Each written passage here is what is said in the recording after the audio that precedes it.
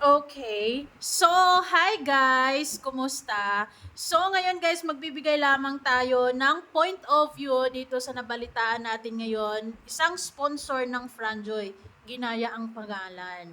Ano ang purpose? Bakit?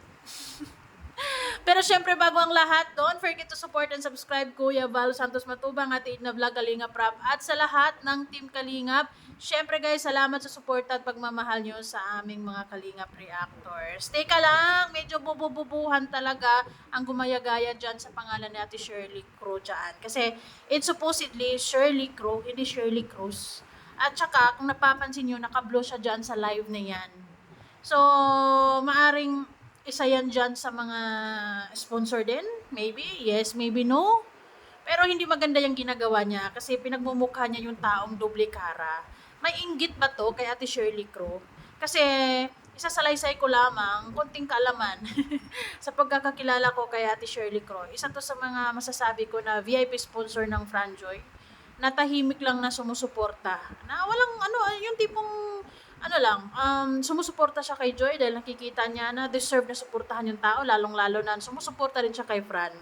So, the whole, or in general, is Franjoy supporter siya or Franjoy sponsor, di ba? So, at tahimik lang to na sponsor. Lagi ko tong nakikita sa live ni Wow Live TV, nagpapalipad. And actually, sa iba ding mga naka-live dyan, lalong-lalo na ang topic kay Franjoy, nakasuporta, very supportive overall itong si Ate Shirley Crow. I doubt it na magagawa ng mga ganyang mga pautot. Kasi nakafocus lang yan siya dyan sa Franjoy at saka sa buong Kalingap. Wala na siyang pakialam dyan sa kung ano mga nangyayari sa mga tao, lalong-lalo na nasa labas na ng Kalingap. Tulad ng mga kung anong mga sinasabi dyan, sumusobra na nga sila. Grabe na ang pangbabalahura nila kay Bian. Kasi naman po, sila po kasi yung nangunguna. 'Di ba sa live nila, ginagaya-gaya nila si Kuya Bal, pinagtatawanan, ano ba ang gusto niyong magiging reaction ng mga tao? Alangan man matutuwa. 'Di ba? That's it. Yun talaga yun. Pero, ang hindi maganda diyan, na ginagaya-gaya nila sa pangalan ni Ate Shirley Crow, kung sino may nagpapalit lang ng pangalan yan dyan, kasi kung makikita nyo, naka-blue din. Ang purpose lang talaga dyan, sa tingin ko lang ha, na gusto nilang masira yung imahe ni Ate Shirley Crow, lalong-lalo na sa community or sa mga sumusuporta ng Franjoy, sa mga Franjoy fans, 'di ba? Ay bakit? Gusto niyo bang mawala yung tao? Gusto niyo bang mawala ng gana sa pagsuporta niya sa Franjoy? Pero teka lang, kung sino ka man, hindi naman siguro ganun din kapapaw si Ate Shirley Crow na basta na lang aalis, basta na lang umalis, basta na lang mawala sa Franjoy dahil lang sa mga pinagagawa ng ganyan. Hindi ko rin alam kung ano bang problema nila. Sa totoo lang, kay Ate Shirley Crow, naiinggit ba? Masyado bang bored yung buhay nila at nagagawa na lang sila ng mga fake account or gaya-gayahin nila yung pangalan para magmukhang masama yung tao. Yung tao naman ay focus lang sa sinusuportahan niya. Nakapokus lang yan kay Joy at wala nang iba. Actually, sumusuporta sa buong Kalingap. Pero I doubt it kung sumusuporta yan dyan sa mga anti-Kalingap. It's a waste of time kasi busy na tao yan. Di ba? Hay. ano bang klaseng tao to kung isipin natin. Gusto ba niya na mawala yung sponsorship ni Ate Shirley Crow sa Franjoy? Gusto ba niya na hindi ko alam, baka may problema din talaga siya sa Franjoy or kay Joy at ang pinupunteriya nila is sponsor. Ngayon, kung sino man yung nasa likod niyan, kung ayaw nyo nang sumusuporta kay Joy or sa Franjoy, huwag nyong papakialaman yung mga taong tahimik or buo yung suporta sa dalawa. 'Di ba? Kasi unfair naman yun sa mga tao or unfair naman yun kay Ate Shirley Crow na masisira yung pangalan niya sa isang bagay na hindi niya kagagawan or hindi niya magagawa or hindi niya ginagawa. Ganun lang yun. Napaka-busy na tao yan. Tamang suporta lang yan sa Franjoy. Walang problema. Walang kung anumang mga reklamo. Basta nakikita niyang masaya ang Franjoy, masaya si Joy. Lalo na nakikita niya na nag-aaral lang mabuti ang dalawa, yung suporta niya 100%. Yan, yung mga nagpapanggap dyan, nang nagpapanggap-panggap na Shirley Cruz, di umano, ay may inggit yan sa katawan. Kaya pilit niyang sisirain yung magandang imahe, magandang sponsorship, maganda ang ano ni Ate Shirley Crow bilang sumusuporta sa Franjoy, 'di ba? No. Dahil ang tunay na mga sumusuporta kay Joy or sa Franjoy ay kilala nila si Shirley Crow bilang isang mabuting sponsor. 'Di ba? At saka isa pa, si Ate Shirley Crow ay hindi rin yan basta-basta magpapatinag sa mga ganyan-ganyang mga gawain, 'di ba? Kahit minsan yung iba ay magugulat diyan, lalong-lalo na yung iba na basta paniwalain agad sa kung anong mababasa, nakikita, hindi ko confirm kung tunay ba 'yan. Oh, magugulat yan sila. Oh, si Shirley Crow yan ah.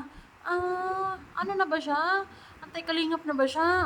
Sumusuporta na ba siya kay Beyonce? Nandito. Oh, 'di ba? Ganun yung magiging epekto niyan. Pero ang tunay na Shirley Crow, 100% franjo yan at nakasuporta yan sa Kalingap. Wala yang time para manira sa kung sino man dyan. Wala tayong pakialam din sa kung ano man nangyayari sa iba pang mga anti-kalingap dyan. Di ba? It's a waste of time para sa kanya because yung puso niya, yung suporta niya, nasa Franjoy. Okay? So, wala kayong ano, sa kung sino man yung nasa likod niyang gumagamit-gamit dyan sa pangalan ni Ate Shirley Crow, ay may inggit yan kay Ate Shirley Crow. Kasi tahimik naman yung tao, wala, so far si Ate Shirley Crow ay wala yung naging issue, sa totoo lang. Ang naririnig ko lang tungkol sa kanya is yung pag-i-sponsor lang talaga niya, pagbibigay niyang pera, pagpapalipad, ganun, sumusuporta talaga ng tunay yan. And hindi niya gagawin yung mga ganyang kalukuhan, 'di ba? Kasi nasa matinong pag-iisip pa yung tao at ano siya, franjoy at the same time antay, 'di ba? Anyways, so yun lamang guys. I think ang purpose ng tao na yan, nasa likod na yan, is it's either gusto niyang mawala ng sponsorship si Joy, kasi baka inisip niya, baka kung may nahina lang tong si Ate Shirley Crow, mawala yun sa Franjoy, 'di ba? Ayoko na magsuporta, masyadong magulo, ganun. Pero hindi ganon si Ate Shirley Crow. Matibay yan.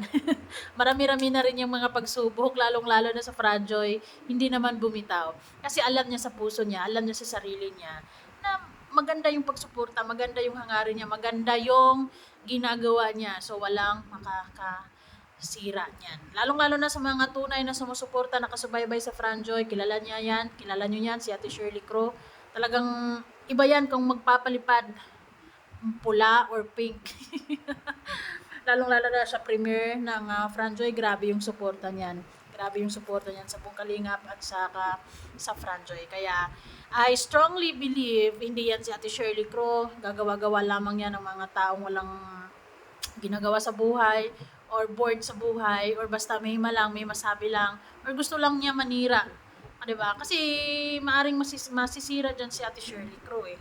Mali masasabi na iba, ay duplikara si Shirley Crow, ganito, ganyan. Pero, she's not duplikara. At yung suporta niya sa Franjoy, hindi na yan magbabago pa. Kahit anong gagawin nyo dyan.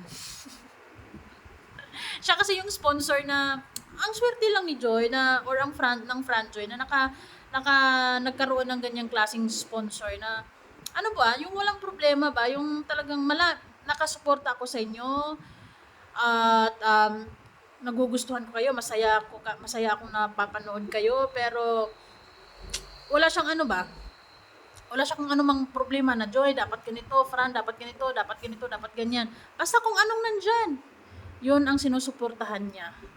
Ay sana all. Hindi toxic, di ba? Ang sarap lang sa pakiramdam na may mga ganyang klaseng sponsor na maluwag, magaan sa pakiramdam na hindi iniipit. Kasi sa ginagawa ni ate or kung sino yan, ate or kuya na sa likod ng nagpapanggap na ate Shirley Crow dyan, is gusto niyang ipitin na naman si Joy. Inipit niya na nga ng paulit-ulit, gusto niyo pa nang ipitin. Pero hindi nga yan si Shirley Crow. At hindi mawawala yung suporta ni Shirley Crow, I believe, sa Franjoy. 'Di ba? So, guys, comment down below kung bakit nila yung